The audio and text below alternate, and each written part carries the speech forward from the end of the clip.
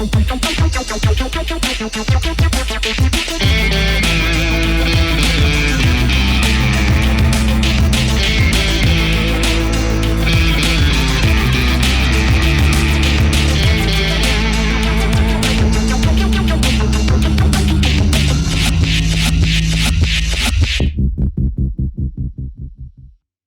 this episode, we get to speak with the amazing Elizabeth Eleanor Davis of Black Abbey Studios.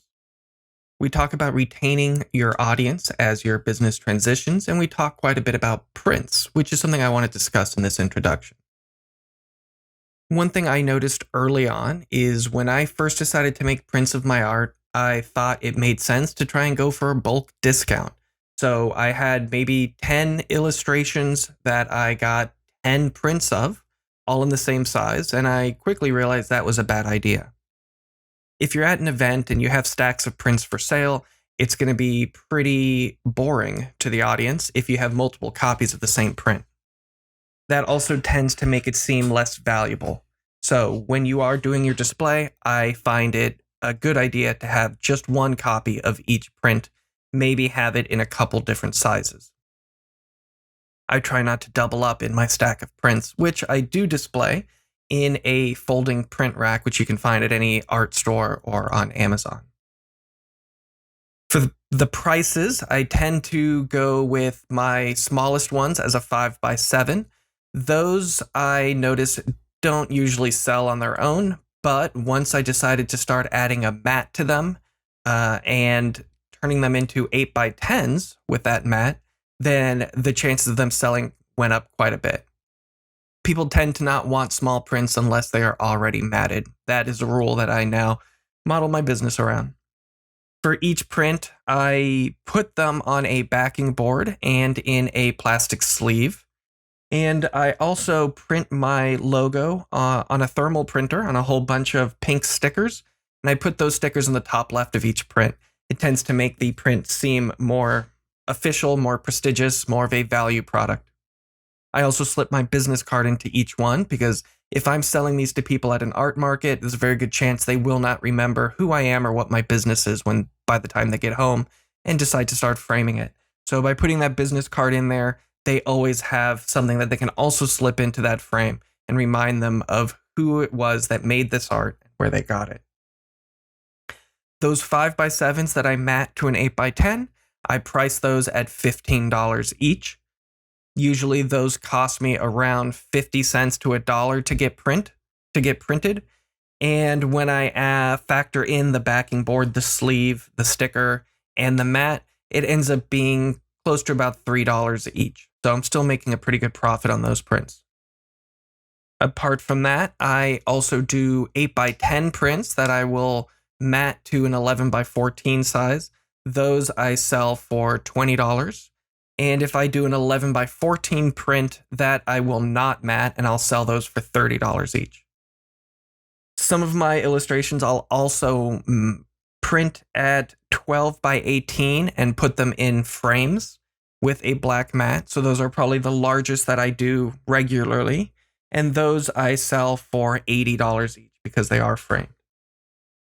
Those larger format size prints I get done by printful.com under their poster section. I love the way those matte posters look. The other prints, I traditionally have gotten them from Shutterfly because I can do the pearlescent option, which is beautiful. Recently, I bought myself an amazing Canon 1000 image Prograph printer, which prints up to 17 by 22 in size. Still learning how to use it. It is a beast of a printer, but I am very excited about being able to make prints myself, and even more of a reason to try and avoid bulk orders because I could just stick a large sheet of paper in there and turn that into a bunch of small prints if I crop them out. So with that in mind, I'm now going to pass this off to my interview with Elizabeth Eleanor Davis of Black Abbey Studios. I am joined by the amazing Elizabeth Eleanor Davis, also known as Black Abbey Studio. If you guys are curious, you will be able to see Eleanor's gorgeous work at a solo show she is doing at Lil Indies in Orlando, Florida, September 15th of this year. And Elizabeth has been working as an artist since 2005. So, Elizabeth, thank you so much for your time. Thank you for having me. Why don't you tell me a bit about how you would describe what your business looks like? Well, currently, I focus mostly on fine art, original prints, original paintings and prints. I have like I sell through my own proprietary website as well as on social media. I do a bunch of in-person, viewings around galleries and art bars all around Central Florida. Been in a couple of museums here and there. And occasionally I'll do like an art market or two if I feel like my stuff kind of fits in that niche and it's a good opportunity. Wow, awesome. So there's already a lot of things that you and I have in common as far as our avenues. So I've got like a million questions now just off the bat, which is good because I was worried I wouldn't know how to fill time. So first off, I want to say also your website is beautiful. Is that like a kind of tool like Shopify or Wix, or did you build the whole thing from scratch? So I use like a little plucky kind of upstart company called IndieMade. Oh, interesting. And they have very reasonably priced tiers. And what I like about them is it's kind of easy to use. I'm not very tech savvy.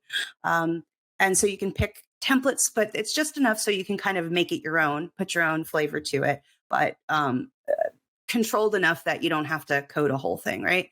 The other thing I love about them is their customer service is just really kind of outstanding. So if something's not working or gets pulled down, I'm not waiting like 72 hours to hear from some bot, I got turned on to them by another artist friend of mine, and it's just been so easy. I've just never switched. Okay, cool. So how long have you, had your platform up that way? God, when did I switch to IndieMade? It's been a few years now, maybe a good 4 or 5 years. Before that, I was with Wix. And then before that, I was just kind of on social media. And a friend of mine also so when I got kind of started, certain things were working back in the day, MySpace. I'm dating myself a little bit. I had a big following, but like everybody moved to Facebook, right? So I kind of lost that audience. And so then I was building it back up on Facebook, and then Facebook would change its algorithm and stifle posts. So I was losing my audience.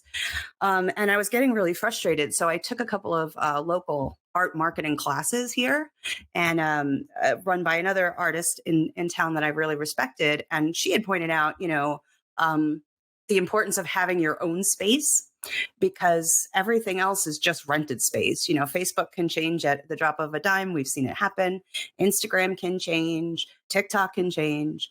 So I'm on there, and I do have followings there, but it's nice to have something that's my own and it's controlled and you can go to it and it's always going to be dependable and the same. So that's kind of why I decided to switch over to IndieMade and just have like a whole website. I totally see where you're coming from. Like a good example that I see kind of matches what you're saying is I started off by selling things through Etsy for a long time. And I did decently, especially tarot decks that I make. They sell really well on Etsy. But the problem is anytime somebody would buy a product from me on Etsy, I know in my mind they're showing it off to people and their friends are saying, "Where'd you get that?" And they're saying, "I got it from Etsy," not "I got it from Chain Assembly." So that in itself means you're just driving more sales to the Etsy corporation rather than building a following, building an audience of people who want to support you as an individual. So by bringing them to your space where you can communicate with them on your terms and develop that loyalty, from my experience, is the most important thing. Like the most valuable thing is to have someone who likes you enough to give you money and then want to come back and do it again. And that's really hard to do through a platform like Facebook or selling through Instagram or anything like that. You kind of want them in your space because it's the same as if you had a shop. You want them in your shop to get a sense of who you are as a person. So yeah. And that also builds out branding too. And I know branding seems to be kind of a big thing for you, at least with I often see on your posts, Black Abbey Studios, the art of Eleanor Davis, rather than focusing on your name first versus the brand first. Is that an accurate assessment, would you say? Yeah, yeah. And that was kind of deliberate in the beginning because, well, first of all, like my name, Elizabeth Davis, is so common. So if you Google it, you're never going to find me. So, and then my middle name, Eleanor, I was named after my grandmother when she passed. I had a lot of nostalgia for her. It's a very pretty name. So I decided to add that in because of, sentimentality reasons, but also because I thought it would make me a little easier to find. And then that still was people were, having trouble or, because it's an E name and an E name, they'd flip flop them and put them in Google opposite. So I was like, well, let me name the studio something. And if you remember either E name and you remember the studio, like you'll find me. So that's kind of where my logic was there. And I think that kind of worked in my favor. Yeah. Sometimes the anonymity is nice, but like, Yeah. Well, for me, I like to promote Chain Assembly as the author of my products rather than myself, because in my crazy imagination, 30 years down the line, some big company is going to want to buy the brand and all the IP from me, and I'll be able to retire. So nobody would buy Nick Rivera, but they might buy Chain Assembly. So that's kind of one of the reasons I've done it. And I think it does help it.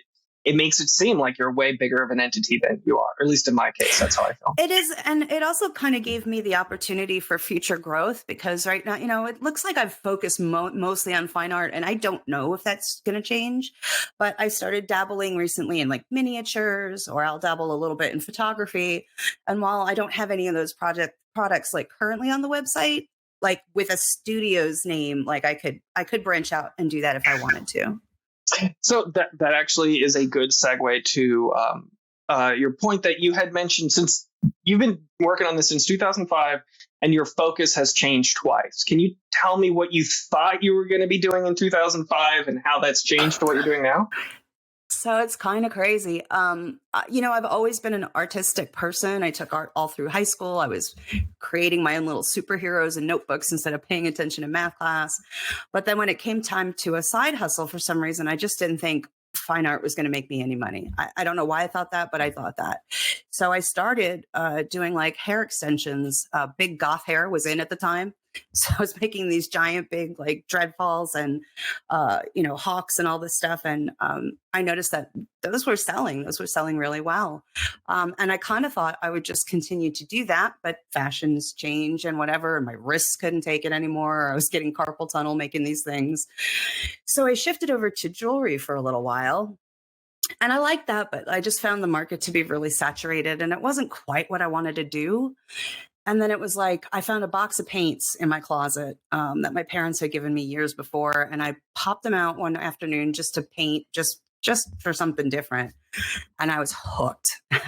And so within 6 months, the entire business had pivoted. And I probably for the last time, I don't really see it. I see it maybe growing, but I don't really see it leaving here.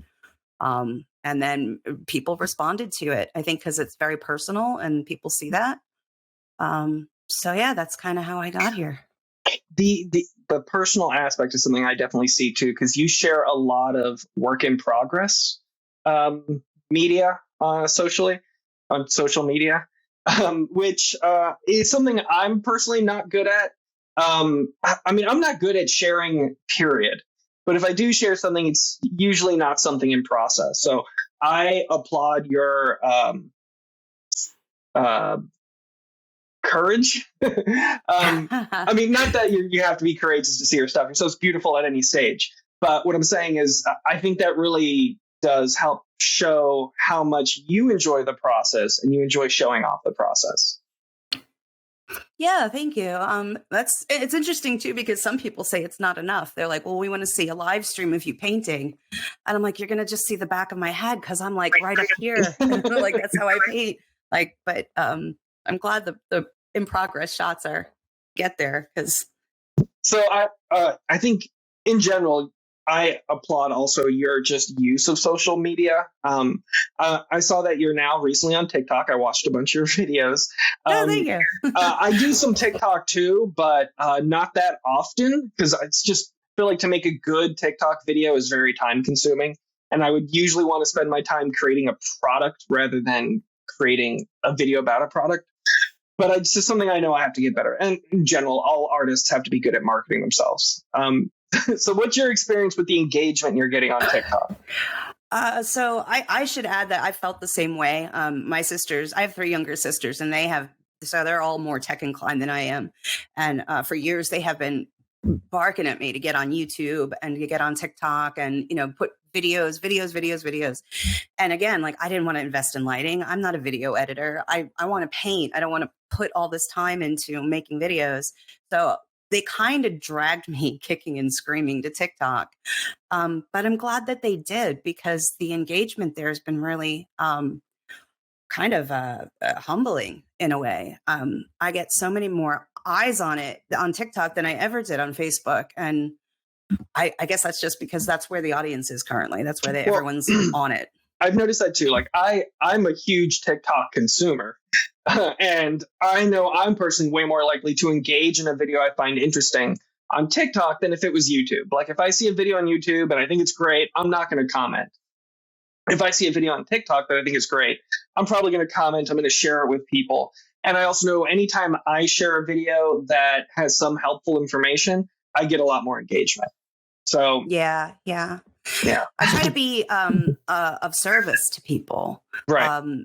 Because I think that's a good way not only to get engagement, but to share what you know. So I don't have too many of those kind of things on TikTok yet. I think I have like 6 videos, but along with my work in progress shots and stuff like that on Facebook, like I'll write a blog about how to frame artwork, right, and share that with people, because that trips people up sometimes, or how to build a gallery wall in your home, stuff that maybe they can use and that is of service to people and keeps them entertained, but also shares a little bit of what I've picked up over the years.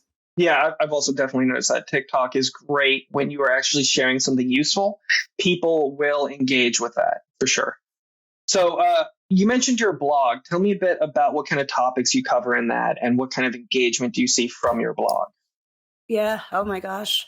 I don't do it as often as I should. So it's not, I think with any of these things we're talking about, YouTube, TikTok, social media, blog, consistency is kind of the key. And so maybe the blog doesn't get the same amount of love because I am not consistent with it. But it's there for people to use as a resource. And it's always nice to have the blog to redirect people to something. So sometimes people will just message me out of the blue and say like, I love your artwork, but I have this piece and I don't know how to frame it. And I was wondering if I could pick your brain. And so I'm glad to talk to them about it. But then I can also direct them to the link of the blog and says like, well, here's my thoughts. But if you want to go read more, so it's a good resource to have for that as well. So I also want to discuss, so you mentioned that you primarily sell the original paintings and prints. What is your process on getting prints made? I know, there's so many things up there. Yeah, I went through a huge journey with that because there is one local fine art printer in town, and like that's it in Orlando. And I took some works there to have them scanned, like digitally scanned, and that was expensive. And I am really picky with the fidelity of the final product. So like if I'm going to sell a print of my work, it needs to look as close to the original as possible. I mean, I get that. You're reproducing oil paintings, right? So acrylic airbrush oil. Yeah. And I just wasn't happy with the results. The blacks weren't black enough. The contrast was off, the colors were off. And I felt like it was a game of telephone because it's just another person who's doing it.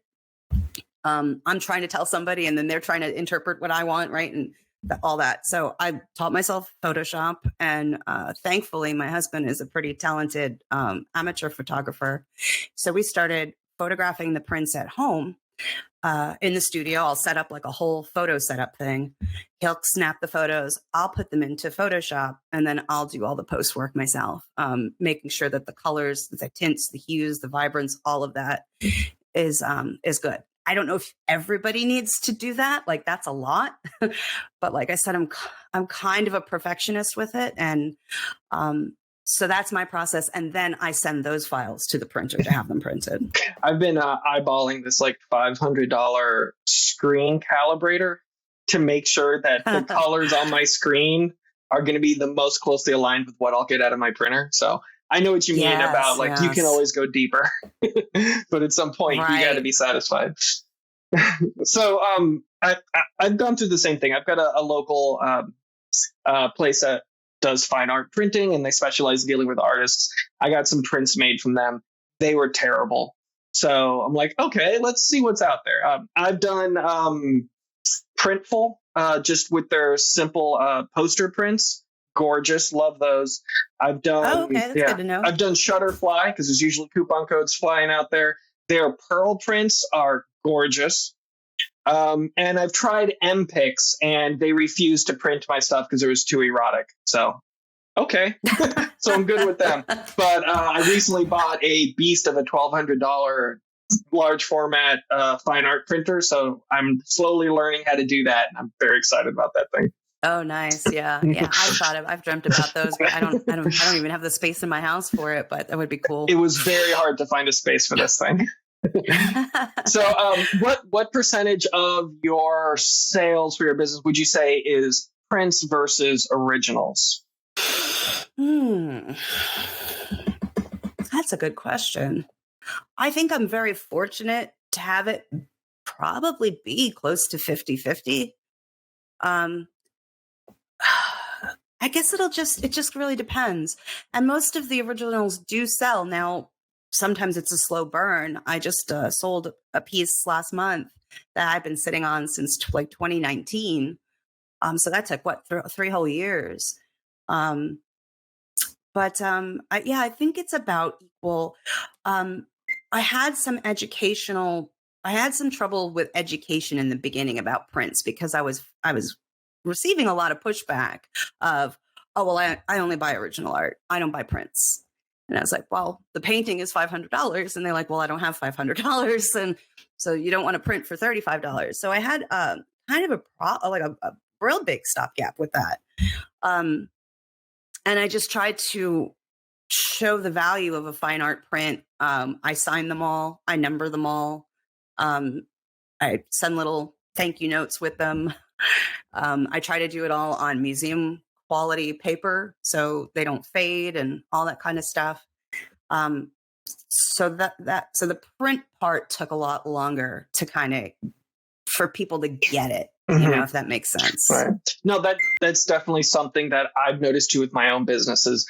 The more I make a print look like I've treated it well, the more it's going to be likely to be sold. So I've got a thermal label printer, and I print my logo on like little labels that I put on each print. I put my business card in there. I do really thick backing board and plastic sleeve, and I present them very nicely at markets and like a portfolio flippy thingy. I don't know what you'd call that, like little print flipper dealy. And also, I find them just a lot easier to use, too, when you are going to be hanging art at a event, at a market or something like that. So since I only do digital stuff, I don't really have originals to hang, but I hang all my prints, and I hang my larger format prints that'll get people into the booth. So with that in mind, tell me a bit about what your booth setup is when you do markets. So I haven't honestly done all that many, and I have tremendously the worst luck. There was one time I was like, nobody was out, and I was like, why is like nobody coming to this market? And then someone reminded me, that's the day after St. Patrick's Day. Everyone's hungover and they're asleep at home. I was like, oh God.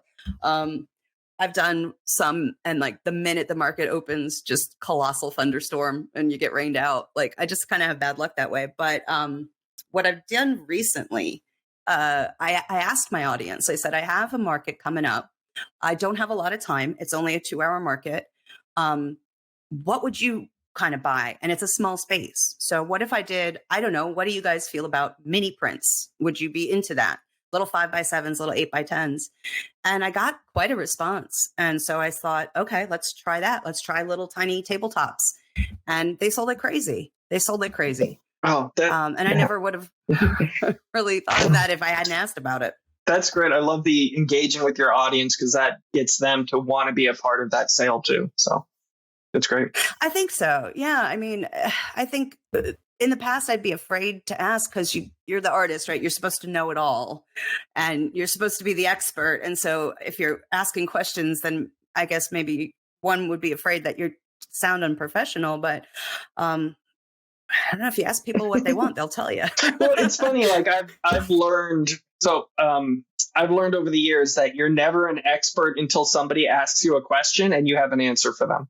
And then you realize you're the expert. So it's kind of funny how that happens. It's like your confidence only occurs when you have a response that someone needed. So that's kind of true. Yeah, it's funny. Yeah, but what you were saying about having the big ones up in the back of you, I think that's a really good idea too. I don't always have the ability to have a behind, but I did at this market, and I hung some originals behind me, and that drew people into the table. And then when they saw the little tabletop 5x7s, they just snatched them up. Nice. So one thing I've absolutely noticed is the more niche the theme of the market is, the better I will do, generally sales wise. So like if I do just a general art event, I'm probably not going to do as well because it's usually going to be attended by older people, and they're not used to seeing the kind of subject matter of my art. But if I do like a punk rock themed thing or a metal theme or like a spooky theme, then it's going to attract more of an audience that would be interested in my products. So I think that's such a good point you make too. I don't know that it's finding your audience where they are, right? And getting their eyeballs on it. And yeah. There are some art markets here in Orlando that are great. And then there's some that there's like, they're landscapes and they're palm trees and they're gators and Florida stuff. And that's not my audience. So I'm not going to do well there. But like at the Fringe Festival this last month that I was at, those are the weirdo art theater kids. And they get it. Right. Mm-hmm. So I've also, that's interesting. Yeah. I've also noticed too, that the more regularly the event happens, also that'll translate to lower sales. So if it's like a monthly event, I'm not going to do as well as if it's an annual event. And maybe that's just because they'll spend more time marketing an annual event. People will get more excited. They might block off their calendar, more likely to come see it. But if it's something that'll happen the following month, they're like, I'll skip it this time. So right. So now, do you find too, without the outdoor markets, because of we're in Florida and it's hot in the summertime, do you find a decrease in like people that come out and how well you do in the heat, or do people still come out? Because I don't do the heat, man. That's a good question. It's kind of hard to say for sure because I feel like in general there are fewer markets in the summer than there are in the winter around Florida. So it's kind of like a limited data set that my judgment would be based on then. So whenever I do an indoor market, I always try to bring my full booth anyways, because I like rely on hanging stuff from it. So the next one I have coming up is the Oddities Market in Tampa, which I'm very excited about because it's an annual thing and it's all spooky, gothy stuff. So I feel like I'm going to do pretty well there. But there is like a $15 cover charge, which is always kind of weird too, when someone has to pay to go to a place and then there's going to be vendors there. Yeah. So I mean, it's not my favorite either. I know. We'll see how that goes. But I mean, most of all the other points seem to be lining up to that. It will be a good market for me. Yeah. And I think oddities are good for artists too, because people are looking for something really unique and bespoke. They're not looking, when you go to an oddities expo, you're not looking for something that's off the rack. So, original art should work in that niche, I would think. I would hope. So aside from paintings and prints, what other kind of products have you been looking to make, if anything? Well, I recently got on. I'm also on Society6 and Redbubble. Those are the two sites they manufacture art for you, and for two reasons. I do have some clients that live overseas, and the shipping for me to get a print to them is more in the shipping than the print actually costs. So they can go to those sites and order. But also for some people who, don't have a lot of wall space, or they live in a city or whatever, they can get like a tote bag off of Redbubble or Society6, or a little, coasters or something. So I've branched out to that for those reasons. But again, very carefully curated, because I'm very picky about what my stuff goes on and how it looks. As far as physically what I've been doing in the studio, I don't know. I started working with model miniatures, and that was kind of fun, but that's very time consuming. So I don't know if I'll offer that in the future. I'd love to do some more kind of 3D fabrication with like either clay or some kind of thing like that. But I just haven't gotten there yet. Sure. Well, yeah. And then occasionally I do dabble in the photography. Yeah. Well, I know as artists, we're always looking to experiment with something new. So I totally get that. So, maybe you could do like photos of your models and sell those as prints. Just a thought. Yeah, maybe. Also, recently, my husband and I started DJing, which is a lot of fun. That has kind of nothing to do with art, but it takes a lot of time, and we're, so we're doing that. So, speaking of that, I forgot to ask what you think of the IMX show. So if anybody knows me knows that like you will never get me to shut up about IMX. He is my favorite band. I have had the incredible fortune to meet him a handful of times. He's the nicest guy. They're always amazing. I just feel completely transported when I'm at an IMX show. It's like nothing else. It's my favorite thing. Like my favorite thing about being a human being is being able to stand in front of a stage with IMX on it. So for anyone who's listening to this, that's I guess how Elizabeth and I met was through the IMX fan Facebook group. I was just asking. That's right. I just asked, is there anyone else in Florida? And Elizabeth chimed in. Yeah. So we were supposed to, That's right. We were trying to meet up at the show last Tuesday, I guess it was, but didn't happen. That was my third time seeing IMX. And yourself? Well, 7, I guess. But my friend Leanne, I lost my headphone. Hold on. My friend Leanne was there from England. She follows them on tour. She goes to all the shows, so she's got me quite beat. But yeah, I've met Leanne at each one of the shows I've been to. Yeah. Well, that's the other kind of cool thing about IMX in general is that the fan base is so cool, and the people again are always a little off, a little weird, a little neurospicy, and so I've just made a lot of really great friends. Through shows and through Facebook groups. And I'm not like that with other bands. It's really just an IMX thing, but really cool people you meet. Just So what are some kind of do you have any, I guess, ultimate plans or visions for what you want your studio to look like in the future? Oh my goodness, that's a good question. What I want it to look like physically, I mean, like the space? Sure. I mean, like, are you envisioning there being like, so I guess an example would be years ago, I was in New York City and I went to Alex Gray's studio. And he has 2 studios. The one I went to was the Temple of the Moon, I think it was. I don't remember exactly, but he had like events that happened there. It was a gallery, but it also had events like book readings and signings and public art classes and meditation and stuff like that. It's a different kind of, it was an event space plus his gallery. So as Black Abbey Studios, do you picture there being more of like an audience interaction in the future, or do you just want to kind of build it as the virtual space and just keep yourself like safe and protected, but still engaging on your own terms?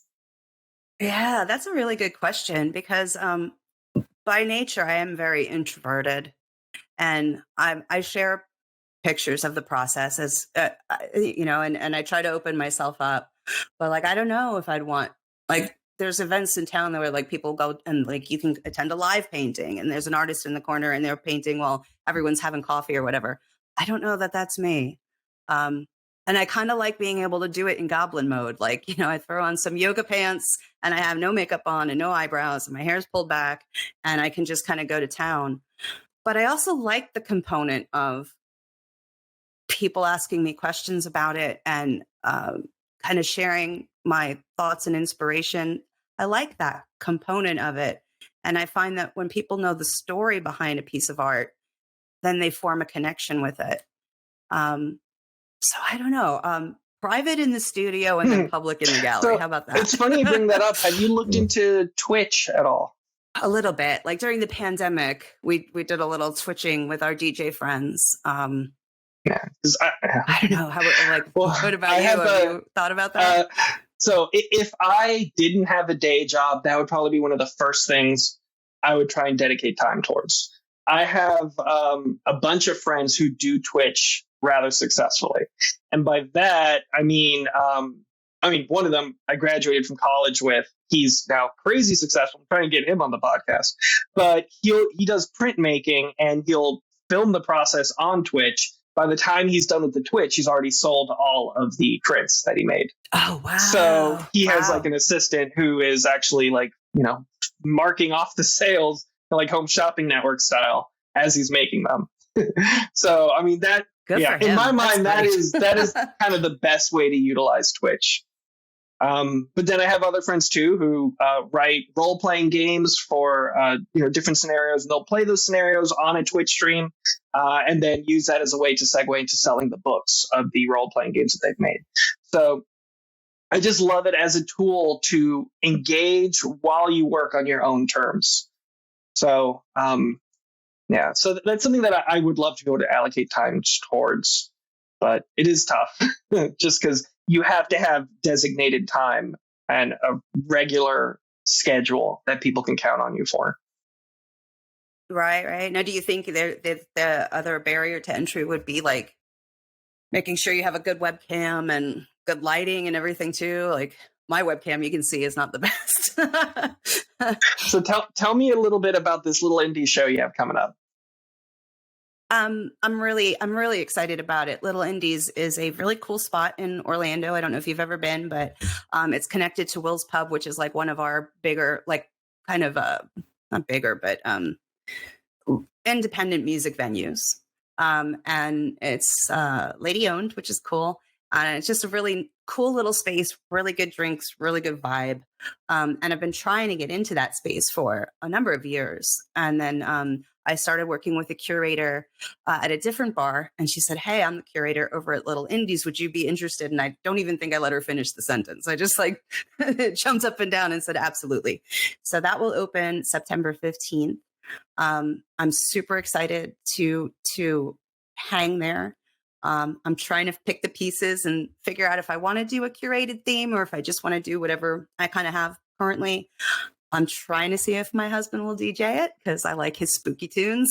So yeah, if anyone's in the area, come say hello. It'll open on the 15th and it'll probably hang for a month. Okay, that's exciting. It's very exciting. Have you done solo shows before? I have done 2 solo shows before. The first one was at the LGBTQ Center, actually, in Orlando. They were very nice, and I love that space, too, and I loved working with them. And then Melissa over at the Falcon Art Bar, she's been very generous. I've been both in juried shows with other artists and my own show with her as well. I'm getting used to it, but it's in the beginning, it was incredibly nerve-wracking. Like I could barely walk in the door. I was so nervous because it's one thing when you're going to an art show with a bunch of different artists, but when it's just you, like it's just your stuff. There's a lot of pressure. You really do a lot of, at least with my work, I reveal a lot about myself through it. So it took me some practice to just like not shake or not bolt and hide in the bathroom. Remember to talk to people, remember to breathe, that kind of thing. So do you regularly hang stuff at local places, I guess, alongside other artists? Yeah, I try to get into as many shows as I can because I don't know if you would have the same, if you've discovered the same thing, but I feel with visual art, it always works better when it's in front of people's eyeballs. You can sell certain things on the internet and you can have a website, but it's seeing it in person. It always looks different and it always looks better. Yeah. So I try to get it out there as much as I can. I know exactly what you mean. I've got this design that I got printed as a risograph, and like I have it up on my website and I have photos of it as a product for sale, but the photo of the print doesn't look nearly as good as the actual print because it's risograph. When you get in close, you see all of the individual dots that are made by the machine, and it looks so great in person framed, but I don't know. Yeah. Yeah. I took a trip to Italy a few years ago, and we went to Florence and in the art museums there. And the same paintings that, as an artist, I've been staring at my entire life in every art class and every art book, like Botticelli and Caravaggio. You would think they'd be so passé because you've seen them so many times before. And I literally had tears in my eyes. They just look so different in person. Not to that I'm not trying to compare myself to those artists, but I just think art in general is meant to be enjoyed in person if you can, right? If you can. So with that in mind, I do try to get it out there and try to put it in front of as many eyeballs as I can. I'm glad you brought that up because I didn't even realize this, but since I do all my art digitally, I always imagine how it's going to look framed or how it's going to look printed in a tarot deck or something like that. I don't ever really imagine it just existing on a screen for its entire life. Yeah. And yeah. I guess I never even thought that that's how I envision things. Interesting. I'm glad you brought that up. It's something to think about. And, and everybody's monitor is a little bit different. Every phone is different. And so sometimes, a lot of your stuff is so colorful and the vividness of it might look different on a monitor, but in front of you, it's going to just like really pop, So how much success would you say you have with solo shows or having pieces in juried shows? Is that something that I don't want to say you rely on, but it is something that you always look forward to for the sales, not so much just the exposure? It really depends. I think every time it's just kind of a crapshoot, really. And I find, at least with my work, either it sells immediately or it just doesn't. I don't know why. So normally, if it hasn't gone at least within the first few days of a show, I'm thinking I'm probably taking that home with me when it's over. But again, it depends on the people and it depends on the audience. So again, I love the Orlando Fringe Festival. It's predominantly a theater festival, but it happens every May in the city. And there's a big visual component of it where they have an unjuried gallery.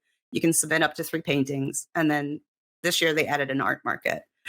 And I sell out there every single year. I would put as many pieces in that show as they would let me. If I could put in more than 3, I would put in more than 3. But I just think that it's because they just have a lot of people going through. People are there for entertainment purposes. They're there to see shows and spend money. And they're weird theater kids, so they get what I do, They get quirky and whimsy and, and even the dark and spooky. So I think it really depends. It depends who you're hanging with. And it depends where you're hanging, I think. Right. So first off, I definitely need to get in that show. I've been wanting to do stuff in Orlando for a while, but there's so many things happening in St. Pete and Tampa Bay where I am. I haven't really needed to leave the area, but I do really want to do stuff in Orlando. Yeah, I'm a little jealous of what you guys got going on from St. Pete, from what I understand, because it seems like it's really popping. Yeah, I mean, it's delightful. So for example, for me, a big part of my income, okay, maybe not big part, but at least 10% of my monthly income comes from consignment or from breweries and stuff in the area that are hanging my art. And just like you're saying, sometimes a piece will take forever to sell. Sometimes a piece will never sell. Sometimes a piece will sell the same day you're hanging it up. And what I tell myself is there's always someone out there who wants to buy your piece. They just haven't been to that brewery yet, or they haven't gone to that coffee shop yet.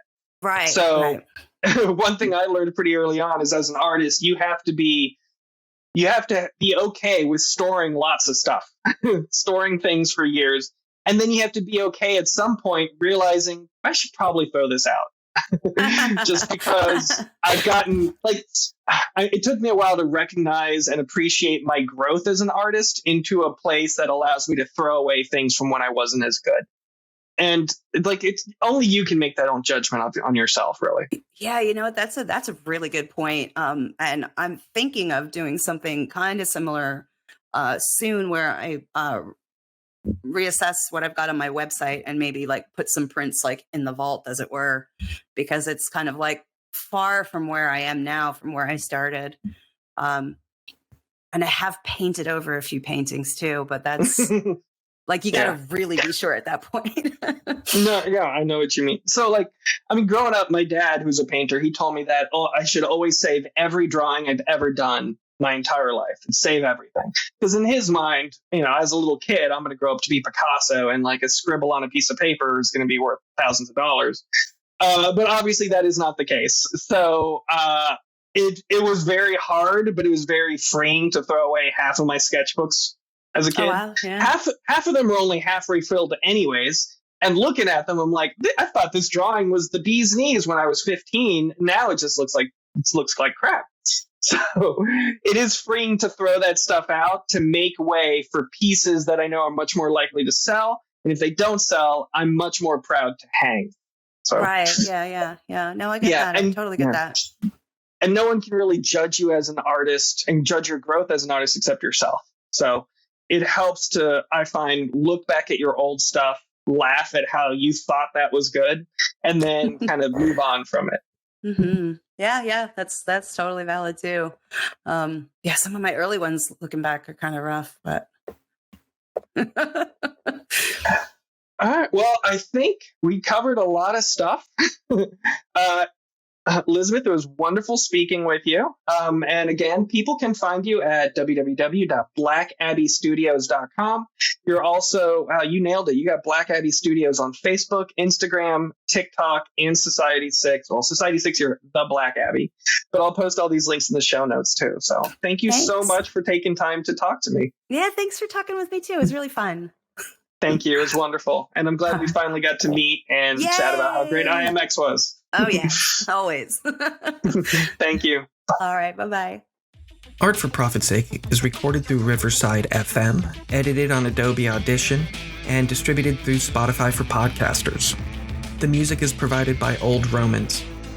If you found anything helpful, interesting, or useful in this podcast, please rate and review us 5 stars.